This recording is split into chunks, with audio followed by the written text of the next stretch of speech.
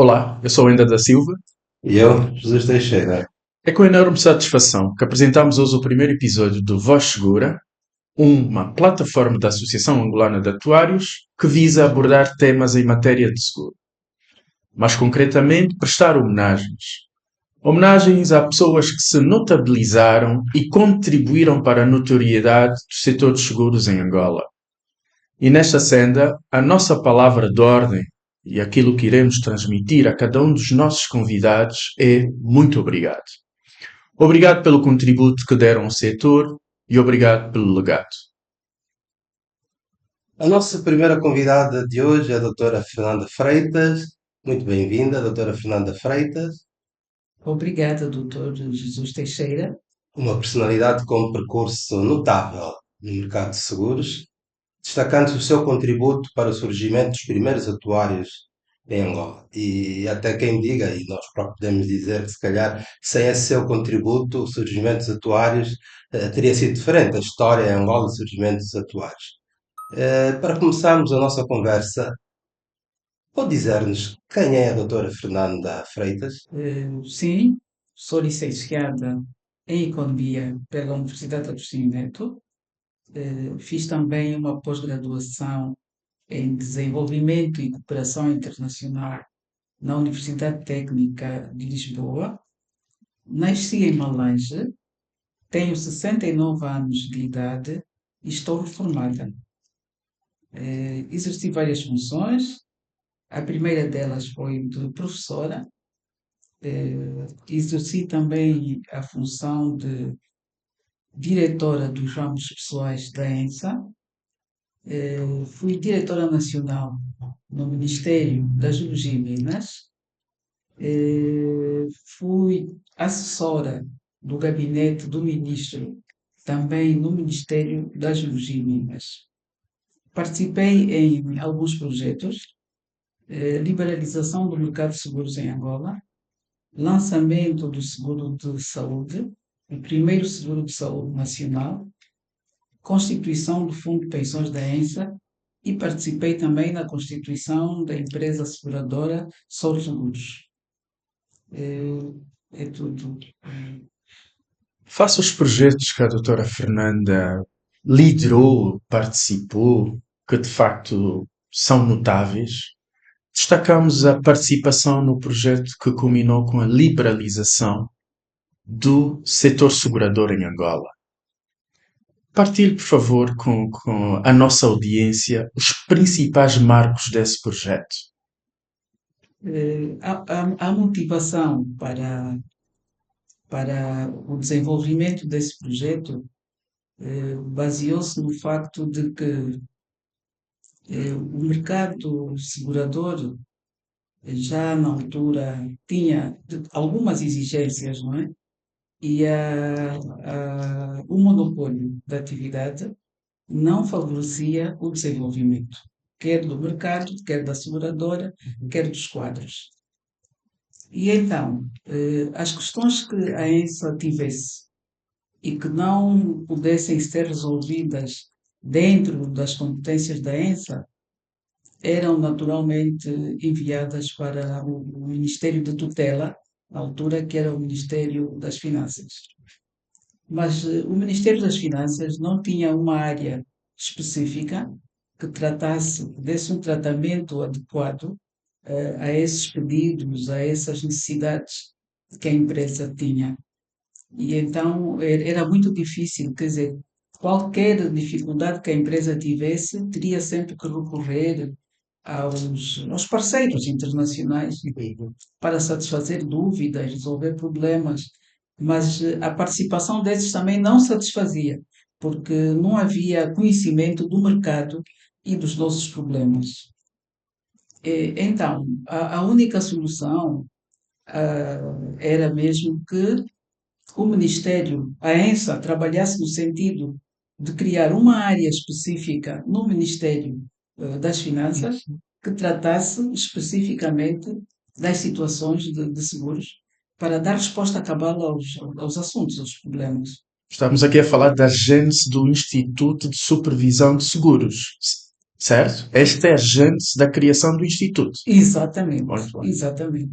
Quer dizer, foi uma necessidade do mercado e também da seguradora, face ao próprio desenvolvimento, à dinâmica da sociedade. Então, foi dada uma abertura aos quadros, não é? Fizemos contactos principalmente com o Instituto de Seguros de Portugal, Instituto de Seguros de Portugal, que era um órgão específico que tratava da supervisão das seguradoras portuguesas. Fomos para lá, estudamos, ganhamos alguma experiência e voltamos e começamos a trabalhar no projeto do Instituto de Supervisão de Seguros de Angola. E lembra-se de alguns nomes que se destacaram neste trabalho de projeto de criação do Instituto de Segurança de Seguros de Angola? Esteve o Dr. Fernando Aguiar, por exemplo, esteve nesse núcleo. Esteve, sim, senhora, esteve e foi uma pessoa muito ativa, muito dinâmica e praticamente foi ele que coordenou também uma boa parte desse projeto. Eu digo uma boa parte porque o Gabinete de Estudos Técnicos incluía técnicos com várias formações específicas e então quase todos deram grande contributo a isso. Havia, tanto a parte jurídica, que era tratada por juristas, e, na altura estávamos também com alguns juristas, como a doutora Ana Major, a doutora Neidite, Acredito. e depois creio que mesmo o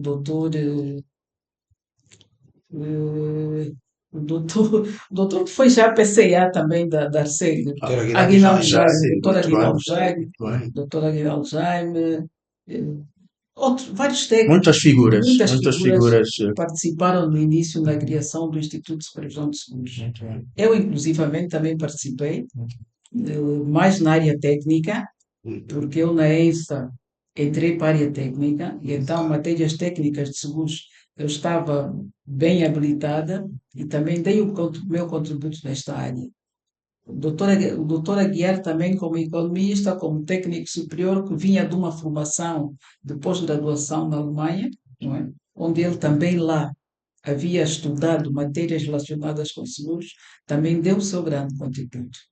Quer dizer, foram vários técnicos, foi um processo muito longo Muito bem. e acabou por incluir várias figuras da ENSA. Culminou com a criação dos primeiros diplomas que regiam a atividade seguradora. Estou-me a lembrar da Lei 1/00, Decreto 58/02, não é? Que versava sobre o tema das tarifas. Aliás, como a doutora Fernanda referiu, a parte mais técnica, não é? Tinha a sua colaboração. Fale-nos um bocadinho da criação destes diplomas. Pois é. Pronto, a lei número 1 de 2000, a primeira lei da atividade seguradora, surgiu praticamente nesta sequência de criação do Instituto. Portanto, nós estávamos a criar um Instituto de Supervisão e só tínhamos uma seguradora. Quer dizer, não faria qualquer sentido que um instituto fosse criado para supervisionar Uma apenas entidade. uma seguradora. Então, as duas necessidades juntaram-se e da criação do instituto também surgiu a necessidade de liberalizar o mercado para criar outras seguradoras e então fazer sentido que existisse esta área. E então foi assim, esta lei foi feita durante muitos anos por técnicos angolanos apenas. O método que nós utilizamos foi a pesquisa, pesquisamos, o estudo comparativo, portanto, pesquisamos muitas leis semelhantes, afins, África, Europa, América. América, vários países, e também a lei foi feita praticamente por grupos, por exemplo, de matérias, por natureza de matérias. Suponhamos que nós quiséssemos incluir na lei as normas relativas às tarifas. Então, nós íamos buscar legislação de tarifas de vários países. Por exemplo, 5 países. Exato. Íamos ao Brasil, pela internet mesmo. A legislação do Brasil, a legislação portuguesa, a nossa prática, a legislação alemã, a legislação inglesa. Consultávamos tudo, compilávamos e tal, e depois então fazíamos o apuramento daquilo que fosse Adequado. adequado à nossa realidade. Isso por todos os capítulos, para todos os capítulos, para todas as matérias, foi um método, era um método que era utilizado naquela altura.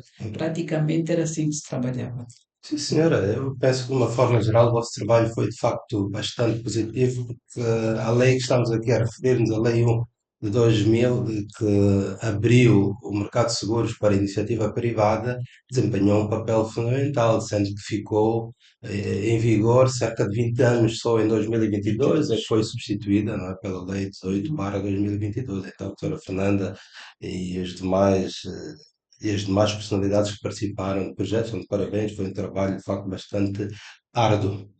E agora voltando um bocadinho à sua passagem pelo gabinete técnico que se referiu, pronto, presumo que no gabinete técnico faziam estudos técnicos. E em concreto, já naquela altura, vocês tinham atuários para fazer, por exemplo, análise de tarifas ou análise de previsões? Era isso que se fazia na altura? Era assim, era assim. O gabinete de estudos era mesmo, como o nome diz, era mesmo um gabinete de estudos. E nesse gabinete, o que nós fazíamos era o estudo da carteira de seguros da ENSA. A carteira de seguros, portanto, o estudo era feito por apólice, era feito por ramo e depois o estudo global. Já tínhamos necessidade de saber concretamente qual era o ramo que estivesse a contribuir com o maior volume de prémios, por exemplo.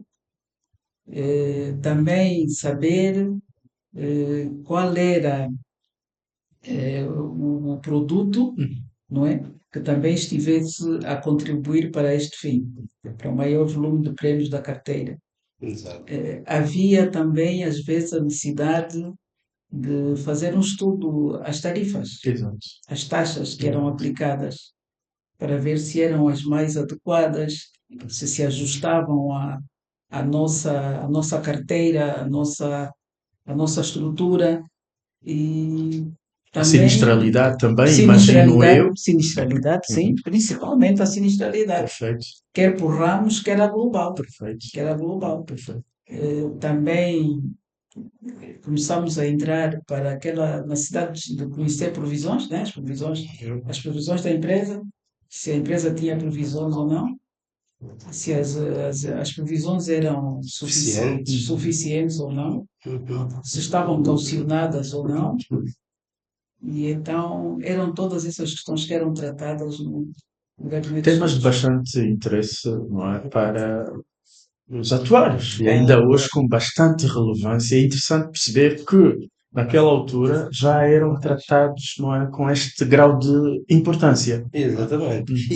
E tinham atuários naquela altura? Ou os Não. atuários surgiram mais tarde? Pois conte um Ai, bocadinho peço isso. Como desculpa. é, como é que surgiram então, ou surgiram os primeiros atuários? Pronto. Atuariado propriamente não existia. Havia pessoas que tinham algumas noções de atuariado, que eram as pessoas que trabalhavam no ramo vida, com os produtos vida. Mas eram pessoas que trabalhavam já com mapas e tarifas já elaboradas. Quer dizer, numa situação que fugisse à regra, à normalidade, não era possível dar resposta.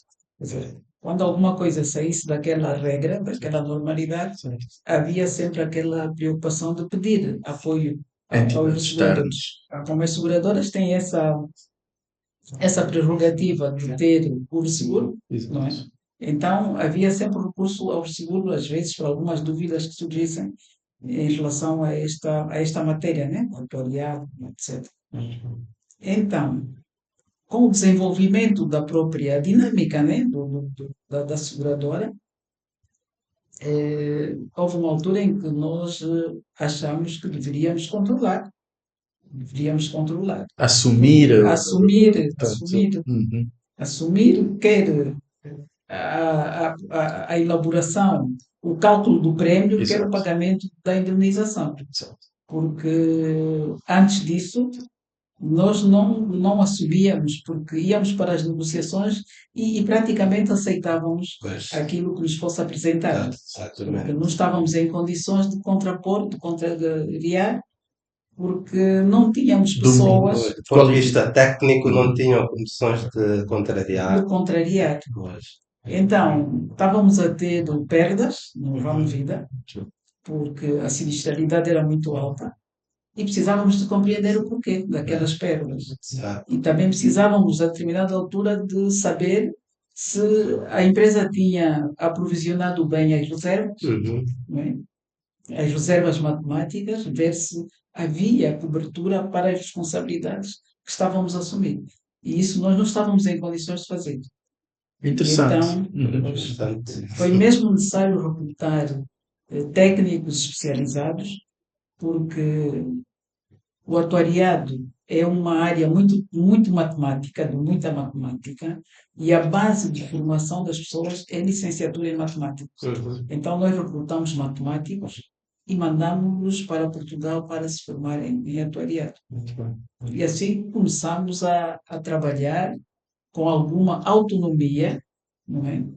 E com capacidade de resposta, não é? Em relação às situações que surgissem nesta área. Associamos geralmente o atuariado apenas aos matemáticos, mas a doutora acaba aqui de partilhar que, na verdade, economistas também podem, Uhum. com formação específica, desempenhar esta tarefa, certo? Exatamente. Muito bem. Esta questão da formação dos atuários remete para um tema que em projeto também estruturante em que a doutora participou, que foi o lançamento do primeiro seguro de saúde em Angola. Projeto pelas nossas pesquisas, não é? Sabemos que a doutora Fernanda liderou este projeto. Por favor, conte-nos dos principais desafios em torno deste projeto. Sendo hoje, peço desculpas, o seguro de saúde o produto com maior volume de prémios a nível do mercado segurador em Angola. Isto é uma grande satisfação, Foi um grande desafio, uma experiência nova, quer para mim, quer para esta, porque há anos que não se lançava um seguro novo no mercado. E então foi um grande desafio. Nós tivemos para esse projeto assessoria britânica. Nós lançamos esse projeto em 3 meses. 3 meses. Recordo. E então, aquilo havia tarefas programadas. Nós fizemos essas tarefas com assessoria, como eu já disse, mas já estávamos em condições de corresponder às expectativas do mercado. Porque o seguro de saúde, naquela altura, era mais vendido por empresas estrangeiras. Havia vários seguros cá de saúde. Eu lembro-me do seguro da A Bupa Bupa, e exato. outros e tal. Empresas que não operavam no mercado angolano, aqui enfatizar, não operavam, empresas seguradoras não operavam no mercado angolano, mas que tinham, portanto, clientes, não é, com essa cobertura cá. Como é que podemos entender? Não é? Porque não eram seguradoras baseadas em Angola. Pois, Certo? não eram. E eles captavam os melhores clientes do país, que eram os petróleos. Exato. Os seguros da BUP eram vendidos às petrolíferas, aos trabalhadores das petrolíferas. E quase não tinham coberturas quase nenhumas. E ganhavam muito dinheiro com esse produto. Então, com o lançamento do nosso seguro e o lançamento desse produto, teve uma grande aceitação no mercado nacional, porque acabava por cobrir aquelas áreas que o outro seguro, que esses seguros da Bupa não cobriam, que eram mesmo despesas médicas, internamento, exames médicos, acompanhamento médico, etc.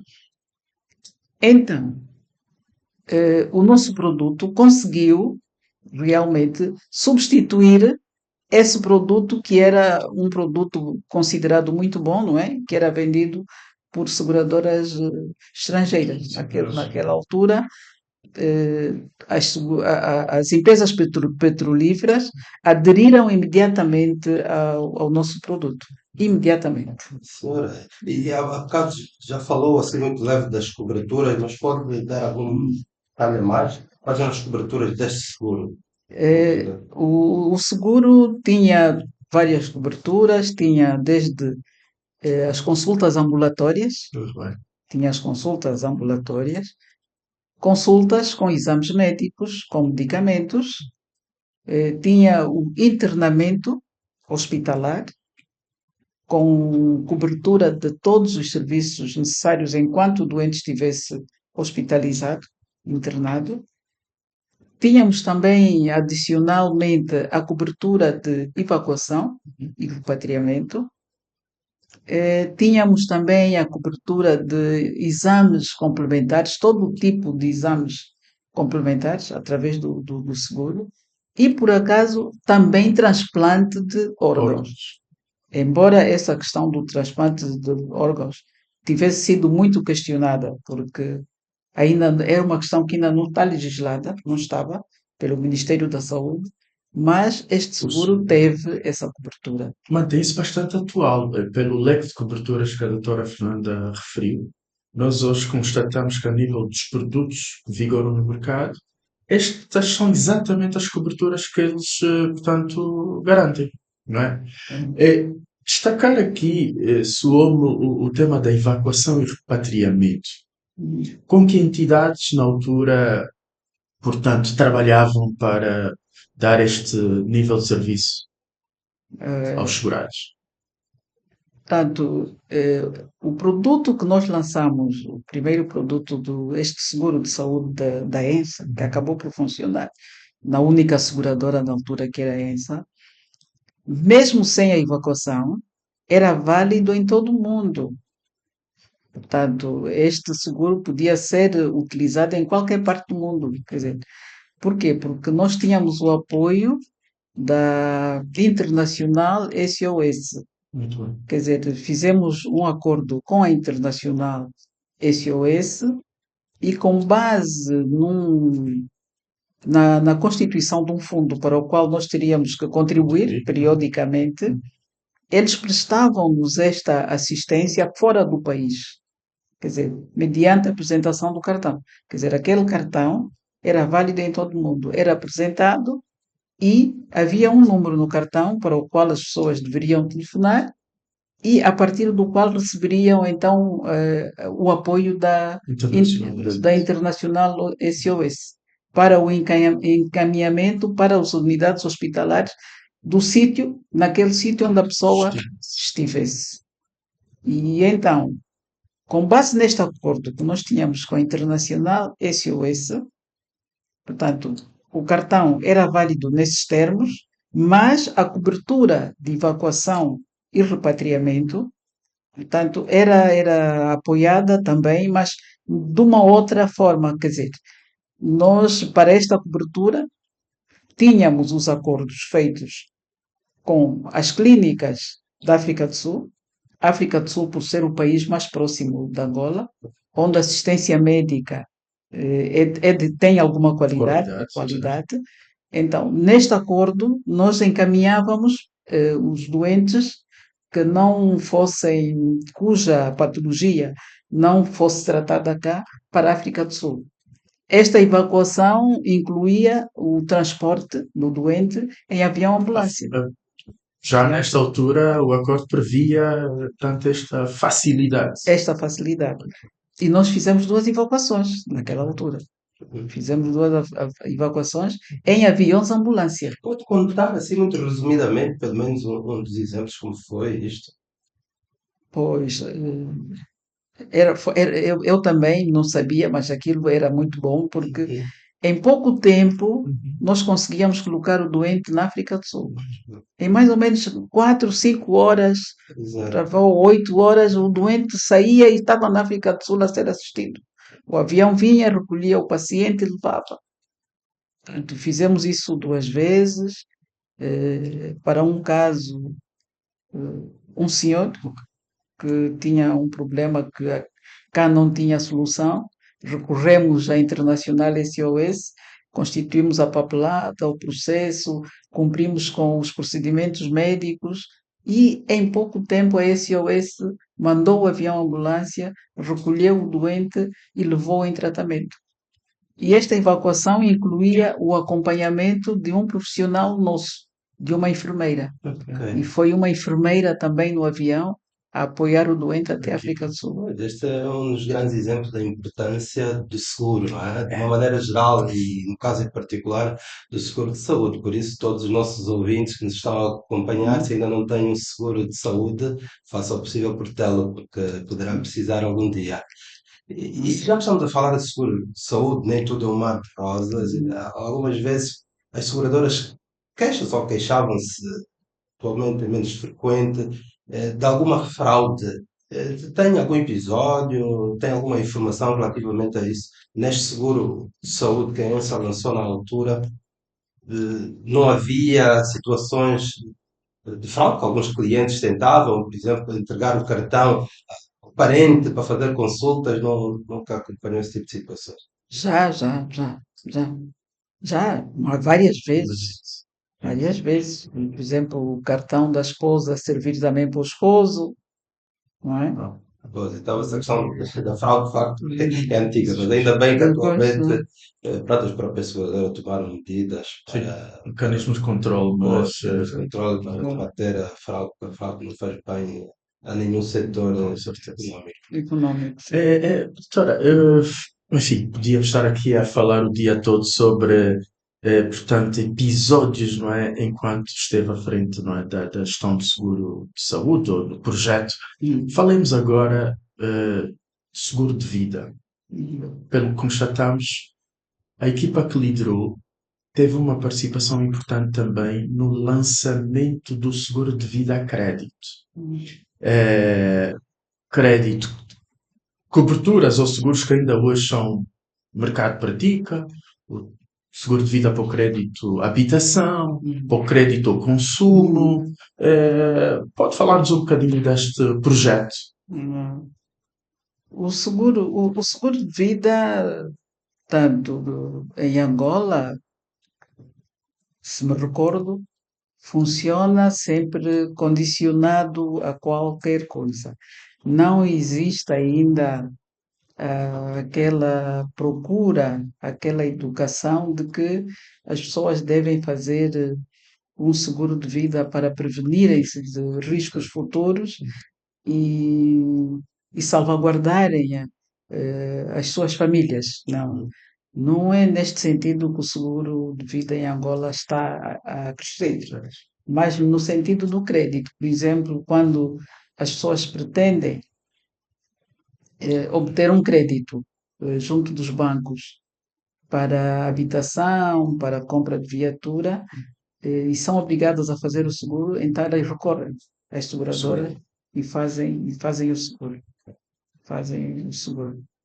E, infelizmente, aquilo que eu gostaria é que, mesmo nessas condições, se houvesse aquela responsabilidade de dar continuidade ao seguro, já seria muito bom para todos nós. Depois a Quer para as liquidação. famílias, não é? Quer para as próprias sociedades e também para as empresas. Mas o que acontece é que as pessoas, depois de obterem o crédito, pagam a primeira anuidade e não pagam os continuados. Pois. Quer dizer, acabam por não estar cobertas, porque fizeram o crédito, fizeram o seguro, não honraram com os compromissos do seguro, não renovaram a pólice e Uhum. não estão cobertas contra qualquer risco que possa ocorrer durante a A vigência vigência do crédito. do crédito e do crédito, exato. Exato. Se acontecer a fatalidade, o que é que vai acontecer? A casa reverte a favor do banco, a da favor do entidade banco. financiadora. Exatamente. E as famílias ficam praticamente desprotegidas, não é?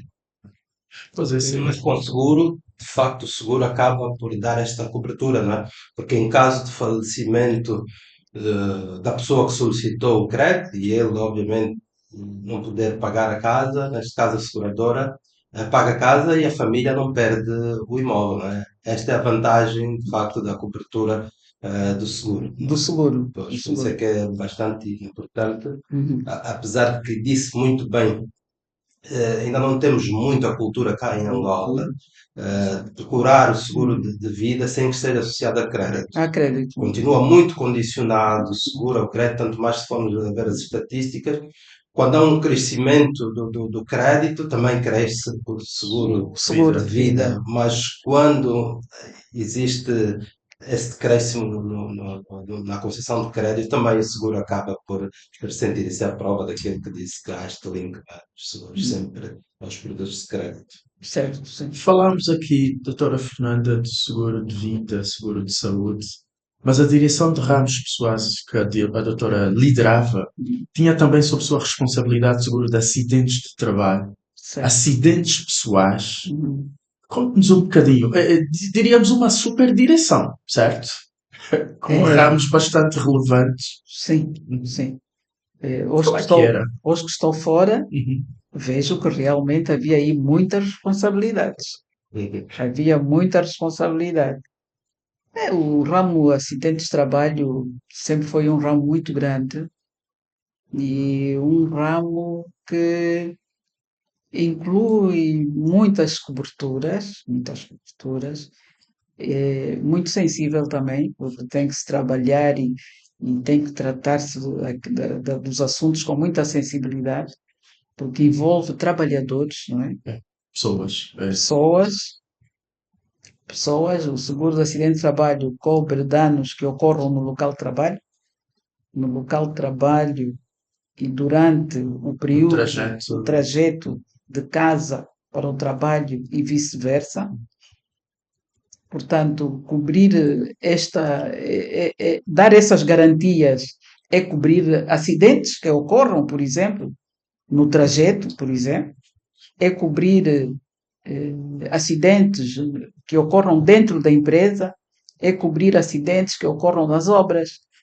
E então há muitos traumas, há muitas fraturas, quer dizer, é um seguro para o qual tem que haver muita atenção, muita sensibilidade, muita paciência e uma abertura total, quer com o patronado, quer com os trabalhadores, porque já falamos também em fraude, também é preciso fazer uma boa avaliação dos sinistros, não é?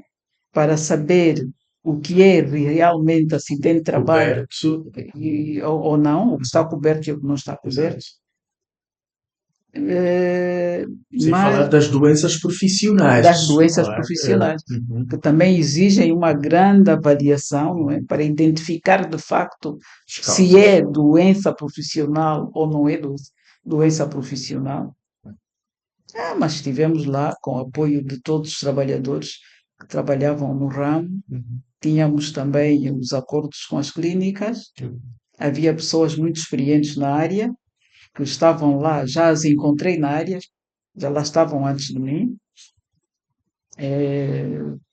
O seguro era feito, as pessoas tinham a garantia de ser assistidas em caso de acidente no local de trabalho. Além do acidente, além da cura do acidente, havia também a pensão, Ou seja, no caso de invalidez. Aqueles trabalhadores que ficassem invalidados ou inválidos por acidente parcial ou total emprego. receberiam então pensão, uma pensão de reforma. Havia também as pensões de sobrevivência. Quer dizer, tem uma gama muito grande de coberturas, o seguro de acidentes de trabalho. Seguros Várias que. coberturas e Esses seguros que transformam a vida das pessoas. É aí onde se nota em como os seguros podem transformar positivamente, não é? A vida das pessoas, não é? No sentido de acudir, não é? Face a uma situação, não é? Um infortúnio, não é? Exato, Portanto, a doutora Fernanda lidava muito com seguros que mexiam com as pessoas, não é? exato, exato. E falando em mexer com pessoas, não é à toa que este seguro de acidentes de trabalho e doenças profissionais é obrigatório, não é? Exato. Desde 2005, que este seguro é obrigatório, mas infelizmente, segundo dados que são veiculados pela Inspeção Geral do Trabalho, cerca de 5% apenas de Das empresas é que empresas. cumprem com esta obrigação. Pois é. Por isso temos aqui um trabalho, todos, obviamente, na sociedade temos aqui um trabalho muito grande a Consciencialização. consciencializar as pessoas e as empresas, sobretudo, a importância deste. O seguro, de facto, protege o colaborador, não é? Uhum. Protege o colaborador e, no caso do infortúnio, ele e a sua família têm, pronto, recebem compensações financeiras por parte da seguradora em caso de incapacidades, como aqui há bocado falámos, capacidade temporárias ou permanentes, às vezes absolutas, não é? Algumas são Perfeitamente. parciais, mas outras muitas vezes são absolutas. Perfeitamente. Doutora, uma outra vertente. Que análise faz hoje o setor segurador em Angola? Estamos ainda com um nível de penetração abaixo de 1%. O que é que acha que deve ser feito para aumentarmos a taxa de penetração? Mais seguros obrigatórios? Mais literacia? Qual é a sua opinião a respeito? Mais fiscalização. Por exemplo? Eu acho que temos todos de trabalhar, todas as áreas, devemos todos trabalhar mais neste sentido. Devemos todos assumir de que o seguro é, é praticamente uma necessidade, quer das empresas, quer Das das pessoas. pessoas. E as instituições do Estado que estão envolvidas ou que trabalham ao lado dos seguros e que tratam dessas matérias devem fazer cumprir as leis. Porque eu acredito que se nós obrigássemos as empresas a fazer pelo menos os seguros obrigatórios, esta percentagem iria triplicar ou crescer muito, Penetração. muito. Quer dizer, teria um grande crescimento. É uma questão de obrigar. E obrigar é controlar. Se nós não controlamos o empresariado nacional, quer os nacionais, quer os estrangeiros, não controlamos e não os obrigamos a cumprir com a nossa legislação, é claro que nós não temos ainda aquilo que gostaríamos de ter em termos de seguros, não é? Bastava nós obrigarmos de facto que as empresas estrangeiras, nacionais, todos os empresários fizessem os seguros obrigatórios, isso já seria muito bom para, para a carteira de seguros. E fora dos obrigatórios, pronto, como é que poderíamos levar a sociedade, empresas particulares, a subscreverem seguros fora dos obrigatórios? Porque fala-se muito da literacia, hoje o tema da literacia Hum, está. hum. Como é que acha que estratégias podemos gizar nesse sentido? Bem, isso tudo é uma questão de educação, quer dizer, as pessoas têm que sentir que precisam estar prevenidas contra riscos. Os riscos acontecem esporadicamente, aleatoriamente, e o cidadão deve ter aquela preocupação em sentir-se prevenido. Em relação às próprias seguradoras, o trabalho devia ser mais profundo, não é? Mais profundo em relação à publicidade dos produtos. Quer dizer, peço desculpa, as seguradoras têm que sair do conforto, ir ao encontro do cidadão e promover campanhas, não é? não pelo lado das garantias, das coberturas, mas pelo lado da importância do seguro. Por que é que o seguro é importante? Não é? Já lembro-me que já houve iniciativas desse tipo, mesmo nas escolas, houve já feiras, a Arcego já fez Exatamente. algumas feiras, nas quais eu também participei, onde os estudantes eram mais ou menos chamados a Participar. participar, a preocuparem-se com questões de seguro. E Eu acho que continuam, esse tipo de iniciativas continuam, claro. da SEG. Exatamente. Então, eu acho que devíamos insistir neste capítulo, nesta matéria, incidir principalmente para aquelas pessoas de média renda e para que elas assumam que não é pelo facto de ser média renda, não é? Cujo salário quase que nem sobra, que não devem fazer, mas é pelo facto de ser média renda que deve fazer, não é? Aliás, falando de média renda ou de pessoas com renda mais baixa, de facto já há algumas iniciativas no mercado a nível de produtos de microseguros, né, Exato. feitos especialmente para essa faixa e também a nível do próprio executivo está-se a elaborar a ENIF, que é a Estratégia Nacional de Inclusão Financeiro. Financeira, que participam de facto muitos players, no setor da educação, do setor segurador, setor bancário, mercado de capitais e outros setores. Há bocado a doutora Fernanda disse bem, em relação aos seguros obrigatórios, que era preciso obrigar.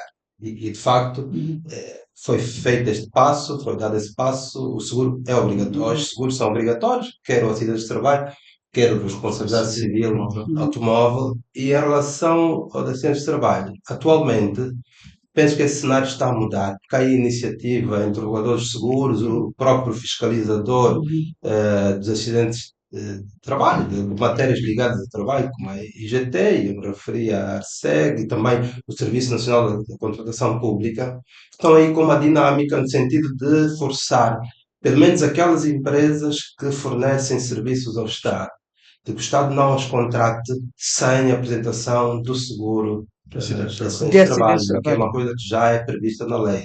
Acho que muitas vezes não era fiscalidade, mas que agora, de facto, está-se a voltar a dinamizar e a exigir isto. E com esse esforço da literacia financeira que há bocado falámos, das iniciativas nas escolas, que a própria SEC tem tido, um minuto seguro que passa ali pela mídia, e creio que temos aqui boas São perspectivas, ações, temos exato. boas perspectivas para mudar esse cenário e elevar a nossa taxa De penetração. de penetração, que Penetração. de facto continua a ser muito baixa e preocupa-nos a todos. Exato.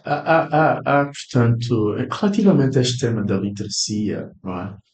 Há quem defende que as seguradoras, de facto, e a doutora Fernanda deu aqui alguns exemplos do que poderiam as seguradoras fazer. Portanto, dizia eu, há quem defende que as seguradoras devem garantir que as pessoas sentem o impacto do seguro nas suas vidas. Não é? Exatamente, exato. Desta forma, este é um dos caminhos também para que, do ponto de vista voluntário, fora os seguros obrigatórios, as pessoas possam aderir, Aderir. percebendo a transformação, mais uma vez o tema da transformação dos seguros na vida das pessoas. Das pessoas. Isto é um grande trabalho que as próprias seguradoras têm pela frente. Não é? Seguradoras e não só, mesmo os mediadores de seguros também têm um papel muito importante, não é? Porque as seguradoras geralmente não têm a vocação de estar representadas em todo o país, com delegações, etc. E ali os mediadores assumem, de facto, esta Complementam. importância, Sem complementam. dúvida. Então, quer seguradoras, quer mediadores, seguros têm essa importância que esteve a dizer a Sim. doutora Fernanda, não é? Sim. E tentamos divulgar um pouco mais a importância de seguro para que as pessoas percebam este impacto que o seguro tem nas suas vidas. Nas suas vidas. E também, quer dizer, trabalhar mais na utilidade, porque temos o exemplo do seguro de saúde. O seguro de saúde é um seguro caro, é um dos seguros mais caros, Pois é. mas está a liderar as carteiras das seguradoras, porque tem utilidade de facto. As Né? pessoas As- sentem a sentem. distância disso Sim. e não se importam de pagar um bocadinho a mais porque Sim, compensa, vale a pena. exatamente. Mas, É a utilidade do produto. Então, eu acho que as seguradoras deviam olhar para este lado da utilidade. Exato, exato, Utilidade. exato. É útil, mas por quê? É porque isso. Mas as pessoas têm que sentir que de facto vai No dia a acontecer. dia, exato, exato. Exato. Hum, Numa outra vertente, olhando para o modelo de negócio das seguradoras, fazendo uma análise comparativa, hoje as seguradoras têm um modelo de negócio segregado, não é? Tem as áreas comerciais, áreas técnicas, não é? Incluindo a área de sinistros. Já na altura, não é? Em que a doutora Fernanda iniciou a atividade, como é que era o modelo de negócio? Tinha semelhanças com o atual? eh, quando entrei para a Para a atividade, atividade. não, o negócio de seguros, A tanto nível a estrutura, a de... estrutura, a Exato, estrutura exato. da atividade seguradora na altura era área técnica. E por acaso naquela altura falava-se muito de indústria de seguros. Uhum. O seguro era tratado como se Sim. fosse uma indústria e aquela área técnica era como se fosse uma A fábrica. fábrica. E então, todos os ramos estavam lá, na Muito bem, fábrica. muito bem. E mesmo em termos de prestígio das pessoas, né? Quem estivesse na área técnica tinha muito prestígio, Ok. porque estava ali, lidava diretamente com o negócio. Sim. E estavam lá todos os ramos de seguro, todos os ramos. Portanto, esta estrutura seguia para as outras áreas complementares, né? Área de tesouraria, área de contabilidade, área de finanças, área de Suporte. tudo. Todas as outras áreas também estavam estruturadas da mesma forma. Tratavam de tudo relativo a todos os seguros. Porque nem havia direções na ENSE, eram departamentos. Pois é. Eram departamentos, departamento de automóvel, departamento de transportes de mercadorias, departamento de vida e assim sucessivamente. Mas já quando nós lançamos a lei, né? Lançamos a lei da atividade seguradora e o mercado foi liberalizado, já naquela lei, a estrutura já separava pelo menos os ramos vida de um lado e ramos não Não vida vida. do outro. Antes estavam todos juntos, Muito mas bem. depois houve essa grande separação, que era a separação entre os ramos vida e os ramos não vida. Esta separação por quê? Porque a velha história da ENSA, de que tínhamos quantos prédios? A ENSA ou tinha ou tem Parque um imobiliário. parque imobiliário enorme, É, que aquilo era, portanto, a representação das reservas técnicas do ramo vida, ou dos ramos todos, né? Porque o parque imobiliário da ENSA representava as reservas calcionadas sim. para As as responsabilidades que a responsabilidades seguradora. assumiu. Quer dizer, Exatamente. para, Ela então, era parte dos ativos que representavam as as provisões provisões técnicas, é isso, técnicas. doutor. Exato. É isso, sim, senhor. E então, essas provisões técnicas têm vários níveis, né? As provisões técnicas do ramo vida são provisões matemáticas, reservas matemáticas. Perfeito. Dos Perfeito. outros ramos são mesmo provisões técnicas. Exato. As reservas matemáticas são de longo prazo. As outras provisões são de curto prazo. Quer Perfeito. dizer, o destino é diferente. Tal como a natureza destes seguros, dos seguros dos ramos reais, não é? São, de facto, as responsabilidades são mais de curto prazo, ao passo que para o ramo vida são responsabilidades de médio e longo prazo. médio e longo prazo. Hum. Estavam todos representados nesses edifícios, neste grande parque imobiliário, que era, portanto, património E por todo o país, não apenas aqui na cidade de Luanda. em todo o país. Muito bem. É para vermos a natureza dos seguros, não é? Pois é, pois é. Dá um grande contributo ao desenvolvimento, né? A construção de prédios, etc. E nós deveríamos seguir o mesmo percurso. Pois, e neste ano 2025, em que o nosso país vai celebrar 50 anos de independência, olhando para trás, desde que nos tornámos independentes em 75, qual é a avaliação que faz, mais ou menos, do desenvolvimento do mercado de seguros? Quais os principais desafios que acha que o mercado tem nesse momento? Quais as expectativas? Sei que atualmente está reformada e não trabalha no setor diretamente, mas obviamente para quem esteve no setor durante muitos anos, de quando em vez vai apercebendo de algum desenvolvimento da situação atual do mercado e queria ouvir de si Uhum. o que pensa sobre isso. Qual é a sua avaliação do setor nestes 50 anos? Eh, Acho que houve uma grande evolução. Uhum. Houve uma grande evolução. Não comparo de forma nenhuma aquela ENSA de há 20 anos, há 50 anos atrás, e a ENSA atual ou o O mercado mercado. atual. O mercado. Cá estou eu já a mencionar a ENSA. É um vício. Não vou comparar, não vou comparar aquele mercado que detinha uma só empresa e o mercado segurador agora com 21, 22 com empresas. várias empresas muito modernas, com quadros muito bem formados, muito bem preparados. Houve uma grande evolução do mercado segurador angolano, o mercado bem regulado, não é? Com uma lei, a lei número 18 18. de Barra 22. bairro 22, devidamente estruturada, bem elaborada, com todas as funções bem detalhadas na lei.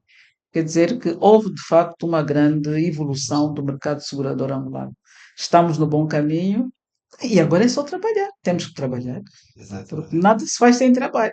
Temos que sair à rua, temos que tirar os Bom, casacos, temos que ir procurar o mercado, os clientes, Sim. etc. Porque nos gabinetes nós não vamos resolver nada. E é interessante, todos os comerciais, não é? Têm estratégias neste sentido, não é? Ir às ruas e. Hum, Pronto, é. aqui uma mensagem interessante. Pois, e no princípio da nossa entrevista, a doutora Fernanda fez menção que trabalhou também no surgimento, teve na equipa que contribuiu para o surgimento do regulador, na altura Instituto Superior de Seguros, desde o núcleo que foi constituído, que funcionava também na ENSA, até a própria constituição do supervisor. E a doutora Fernanda, penso que trabalhou no próprio Instituto de Supervisão de Seguros durante algum tempo.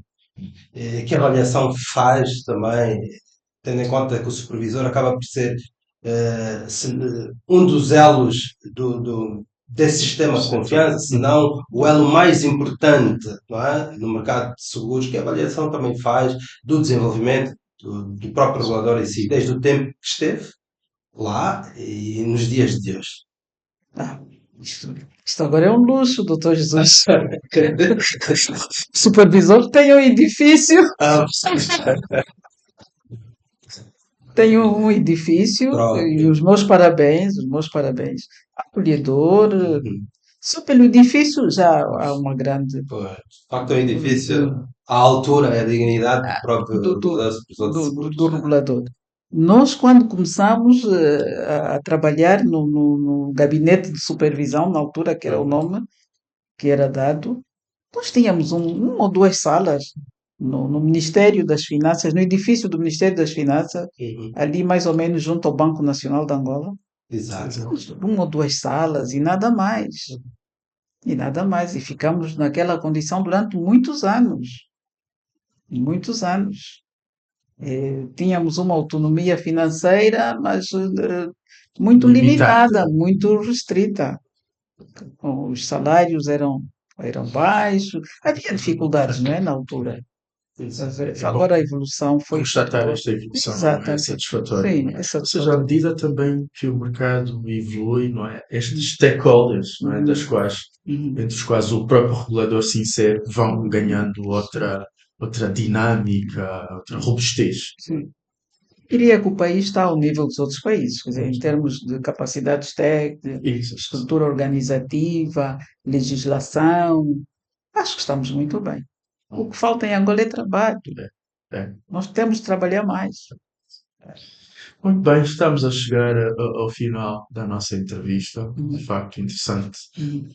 Foi interessante percorrer aqui vários estágios, não é? Desde a liberalização, até a estágios mais recentes, não é? Aqui com a nossa convidada, a doutora Fernanda, e algo que para nós, a Associação de Atuários, de facto, nos, enfim, é muito relevante, não é? É saber que a doutora Fernanda esteve na gênese, não é? Da formação dos primeiros atuários em Angola. Portanto, mais uma vez, agradecer, não é? A sua colaboração, ter criado as bases para o setor como um todo e para o atuariado de forma particular.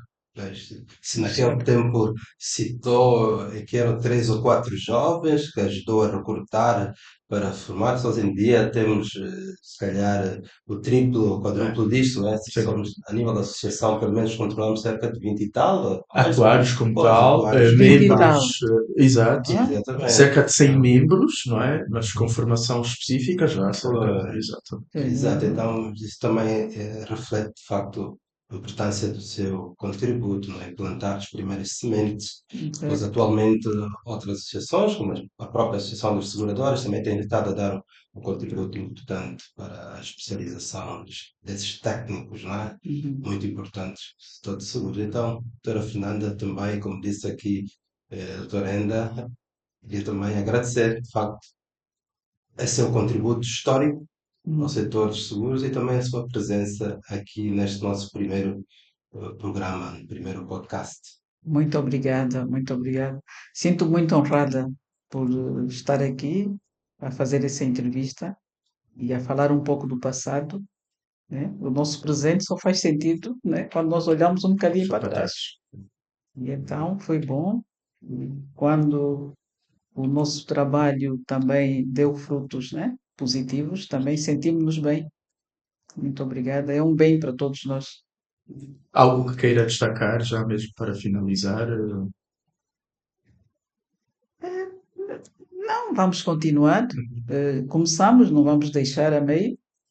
Vamos continuar, vamos concluir e vamos esperar que realmente a cultura de seguros em Angola melhore e que um dia estejamos todos comprometidos com seguro. Com seguro. Sim, Obrigado. senhora, obrigado. Obrigado. Prezados, este foi então o primeiro episódio da nossa série, do nosso podcast Voz Segura. Primeiro de muitos episódios em que vamos pretender homenagear personalidades. Personalidades que deram contributo para o setor dos seguros em Angola. Portanto, este é o nosso propósito e até a próxima. Obrigado.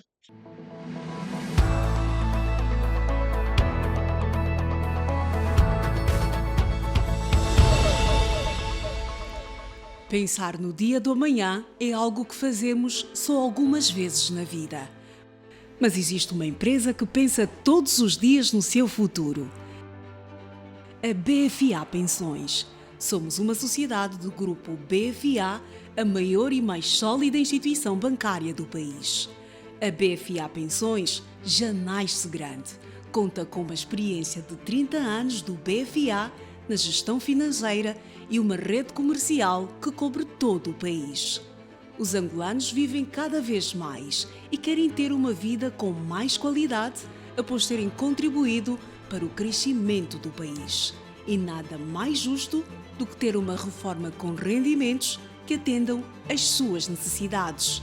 A BFA Pensões entra no mercado angolano para inovar, oferecer soluções que completam a reforma com serviços personalizados, transparentes e sustentáveis. Pretendemos ser uma referência no mercado de fundo de pensões, oferecendo excelência na gestão dos fundos, com foco em produtos diferenciados e flexíveis que garantem rentabilidade. Contamos com uma equipa experiente e multifuncional que lidera os processos de gestão guiados por uma filosofia de segurança e rentabilidade. A estratégia de investimentos tem foco na diversificação, na monitorização de riscos e no estrito respeito às normas regulatórias e nas boas práticas financeiras. Mas tudo isso tem um só objetivo: proporcionar aos angolanos uma vida feliz na reforma. Para BFA Pensões, As pessoas são a motivação para um trabalho de excelência e transparência. Queremos educar e orientar os angolanos sobre os benefícios dos fundos de pensões com informações claras e precisas sobre valores percentuais e retorno de longo prazo. Queremos proteger as pessoas contra eventos inesperados, salvaguardando famílias e empresas. É um caminho longo que começa agora com estes primeiros passos já bastante firmes e confiantes. BFA Pensões, a construir um futuro para cada angolano com mais geração de riqueza, mais estabilidade social e mais felicidade para todos. BFA Pensões. Cuidamos do seu futuro.